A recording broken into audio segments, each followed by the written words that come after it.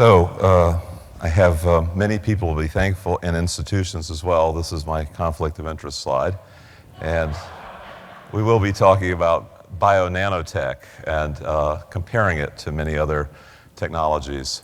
So from today and yesterday, one gets the impression that this is not really an audience. This is more like a congregation. We were talking about the Church of Testable Hypotheses. So if you will open your hymnal to page 241, there is this chart of augmentation, past and current, where we clearly are no longer natural species. We go much faster in many ways. We've extended our senses and our abilities. And in particular, our memory extends more than just a few minutes in some animals to an entire lifetime, to thousands of years, and all of written human knowledge available. But there are perils to the kind of exponential extrapolation that many of us here are addicted. This is two curves, actually. It's the electronics industry, the so-called Moore's Law and dotted lines. And the green curve is the molecular and genomics curve, and it was predicted that it would take about 6 decades going on a very aggressive Moore's Law type of exponential to get to an affordable human genome from the $3 billion that I helped initiate in 1984. It could have flatlined when the Genome Project money disappeared. And the lesson that I'm taking is not so much that it's hard to predict the future. It's more about how do we connect the dots, not just how do we predict the dots, but how do we actually bring these exponentials to occur. Now, fortunately, this curve did not flatline, as you've seen in one of Ray's slides. It accelerated, and instead of 6 decades, this arrived in 6 years. So I may be one of the few people on the planet that calls Ray Kurzweil a pessimist. And furthermore, I mean, there's a tendency for us to put great faith in electronics. Ray correctly mentioned molecular as the next wave for possibly replacing electronics. We need to get down to smaller and smaller features, and that's where molecules come in. And as part of this revolution, I'm going to show you 2 slides where where the molecular technology is already 6 logs ahead of the electronics. And as you can see from that previous slide, it's accelerating, it's going much faster than Moore's Law, 10-fold per year on occasion, many years in a row, rather than 1.5-fold. And here's an example where the density is higher, and in the next slide I'll show you where the energy efficiency is 6 logs higher. And here we took a book, the Regenesis book, and encoded it into digital DNA, and this was about 6 logs better than any of the commercially available consumer storage devices, including flash memory and disk drives and so forth. Now that's density, and you can see me down there in the lower left actually putting on gloves and doing experiments. That's the fun part of molecular, as you can still do it. Now this is a progress curve for energy efficiency, and you can see we are making progress at roughly the same rate that we're making progress on density of large-scale integrated circuits, but still there is more than a million-fold gap between what the best energy efficiency is for these circuits and the already high efficiency of molecular devices. You could call these nanorobots, if you will, but these molecular devices like DNA polymerase. And I'll show you a couple of examples of what we can do with these molecular machines like DNA polymerase in just a moment. But keep this in mind that we're 6 logs at least ahead, and it's going faster. Now here's an example of a molecular computer.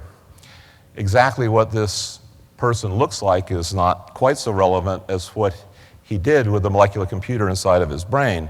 And it's not quite so important what he did in such a short period of time. Speed was not the issue, it was the qualitative nature of what he did.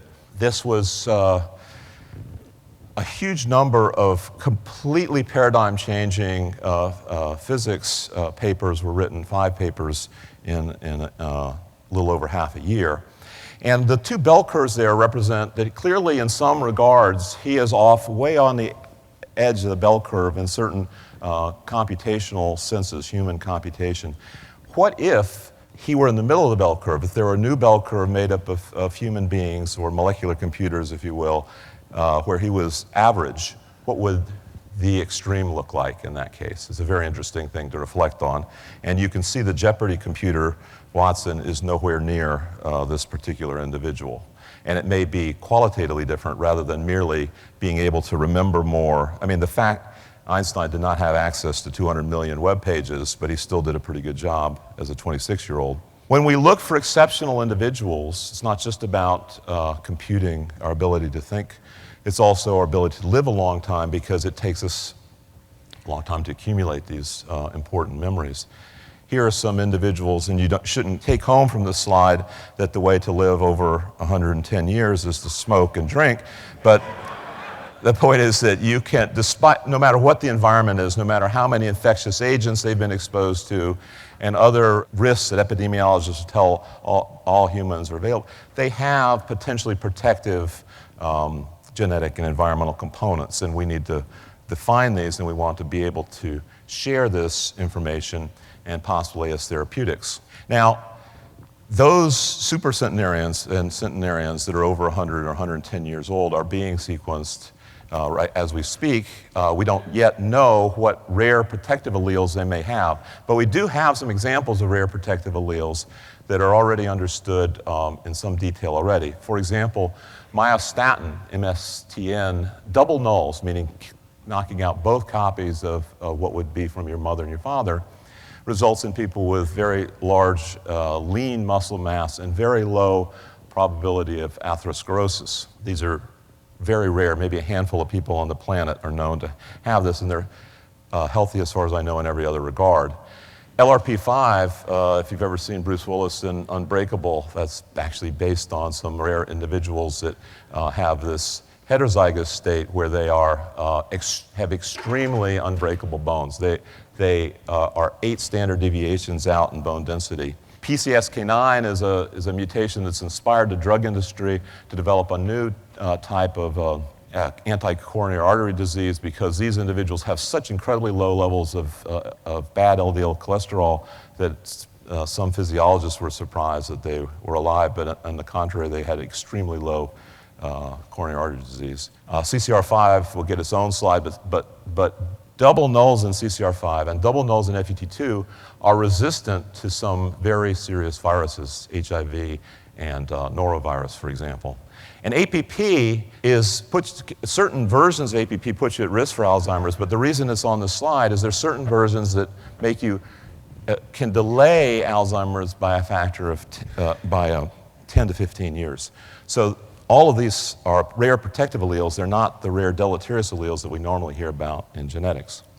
Now, we selectively breed organisms like dogs. There can be a 1,000-fold difference in the weight of adult dogs. We also selectively bred ourselves, and so there's big parts of the world where we're malaria resistant, or we have persistence of the enzyme that allows us to drink milk well into our adulthood.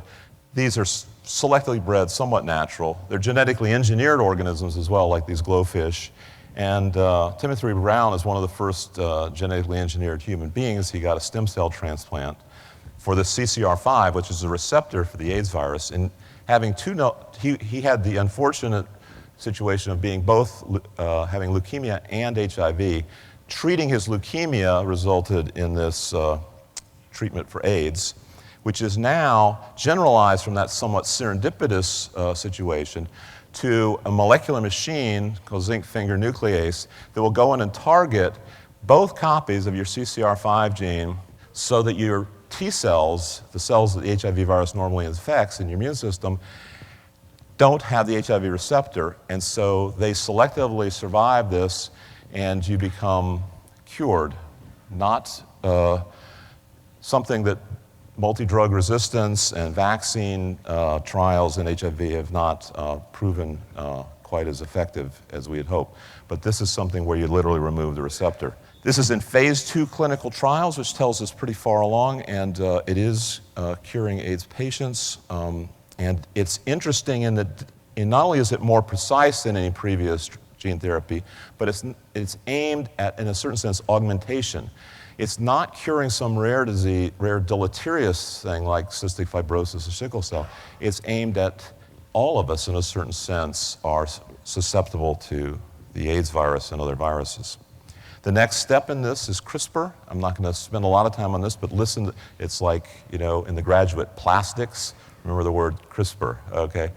It's another way of doing this. It's about 100 times easier and about 10 times more efficient than the method that's already in phase 2 clinical trials. So this is going to allow human genome engineering on an unprecedented scale. We can also make tissues. This is an example where in a mere 4 days we can take human skin-derived stem cells. This is actually from my skin. They're turned into embryonic-like cells, but they're adult-derived, and then they're turned into these bipolar-like neurons going through a neuroregulin pathway. Now, I should mention that those stem cells are derived from the Personal Genome Project. This is the world's only open access source for genomes, environments, and trait data, but not just data, interpretation software, and these cell lines. These cell lines are broadly distributed internationally. The NIST, National Institute of Standard Technology, and the Food and Drug Administration have a unique new collaboration to produce standards in this field called Genome in a Bottle, and you can go to genomeinaBottle.org to learn more about this. And they looked over the world for suitable samples, genomes and cells, and they found that this Personal Genome Project was the only one that was properly consenting individuals for this kind of open project where you could share it and make international standards. This is an example of the annual meeting we have where the Personal Genome Project volunteers, and I know many of you in the audience are in this. They're invited to come, and unlike most medical studies where anonymity is promised but not necessarily delivered, here they can wear name tags and say, "Hi, I'm PGP." And it produces a much more participatory environment where people can share their information. And so this is Genomes, Environments, and Traits. An example of a trait that's relevant to this conversation is functional magnetic resonance imaging. It's unfortunately a low resolution, but it is a whole brain and it is functional. It tells you it gives you information about what you're thinking in a way that you don't get from many other methods. And here's an example of one of the PGP volunteers in that previous slide with an MRI scan. Now, you might worry that these are virtual slices, not actual slices. This is my brain, so thankfully they are virtual slices. These are cartoons of actual slices of the mouse brain, which is part of the Allen Brain Atlas project. In this project, unfortunately, they wanted to visualize all of the molecular identification of all the cells in the brain, but they could only do one at a time, so they'd have to do thousands of brains, each one getting one at a time, and then try to integrate that data. But each brain is a unique story, and so that they don't really align that well. It's still a useful atlas, but wouldn't it be great if you could do these thousands of different molecular IDs or RNAs in a single brain, and that way they're integrated. Every voxel, every pixel of every section can be aligned, and you know where you are. And not just for the RNAs and other molecular identifiers, but what the brain was thinking during activity, and we'll get to that in just a moment here.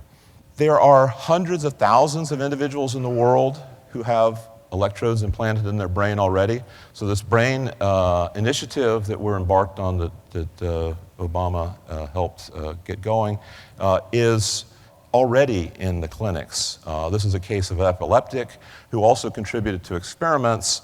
In this case, on the top of the slide, you see they happen to, with a small number of electrodes, such as the ones that Ed just described, they happen to find, by showing lots and lots of images, one neuron that or one set of neurons that corresponded to Jennifer Aniston images, and not any other images in the control down below. Now, this is simultaneously very inspiring and very frustrating in the sense that we now know that there's a very high-level one, not the lower-level ones that we've been talking about so far today, but a very high-level cognition going on here. But it's frustrating we don't know how many other neurons were involved, what other images would produce, and how the whole thing fits together. For that, we really need to measure every neuron and at appropriate speeds and long periods of time. And that's what the Brain Initiative is about. It's not just about measuring them, it's also about stimulating them, because we need, as Ted mentioned, we need to be able to deal with pathological situations, and we need, and inevitably, to augment our capabilities of healthy individuals. Here's this long list, similar to the one that Ed showed. And John Donahue's group has helped this woman who was tetraplegic for a decade to now move a robotic arm, and John and his colleagues hope to now make it so that she can move her own arm, and at high speed and at much less awkwardness than currently is possible.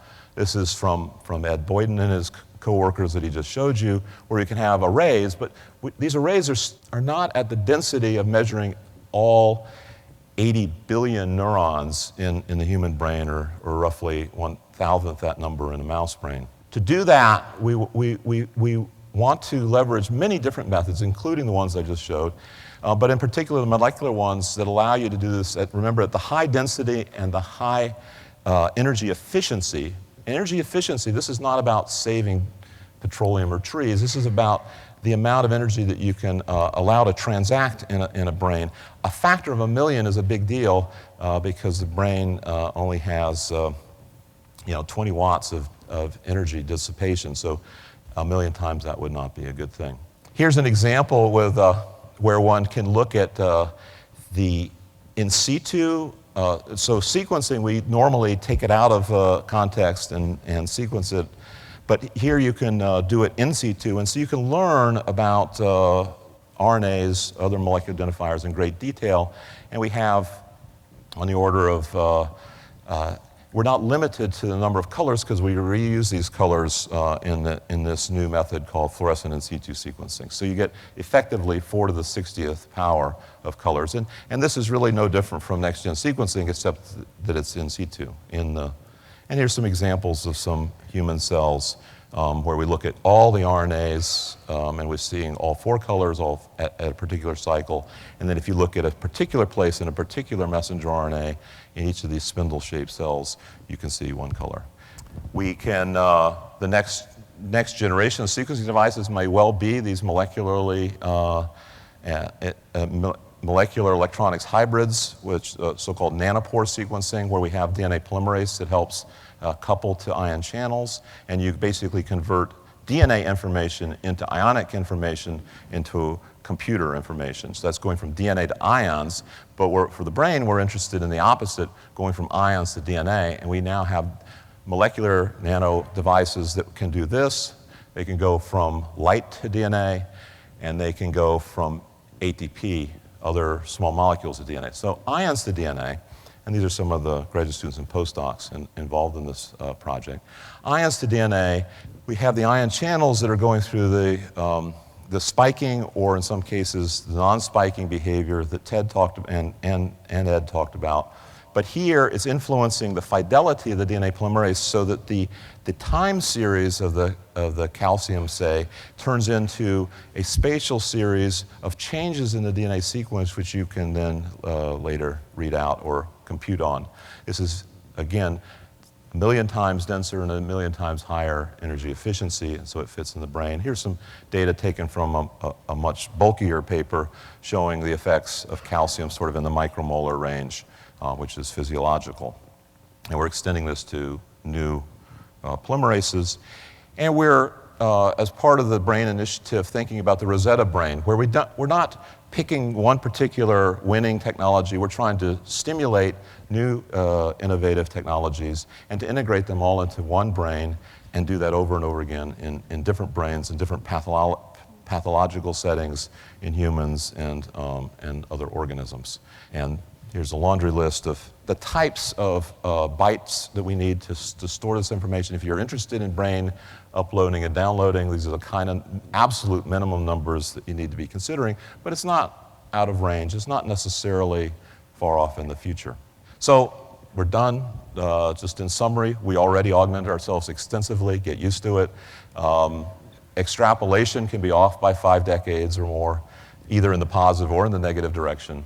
Molecular technology is probably where we're going with electronics, and it's already here. Again, it's 6 logs better, and it's improving faster in certain cases. Remember the word CRISPR, even though I haven't properly explained it. And innovative neurotechnologies is part of the acronym BRAIN that Obama has gotten us all thinking about. And it's about a plurality of technologies, including, but not limited to, the polymerase technologies and the fluorescent in situ sequencing I just talked about.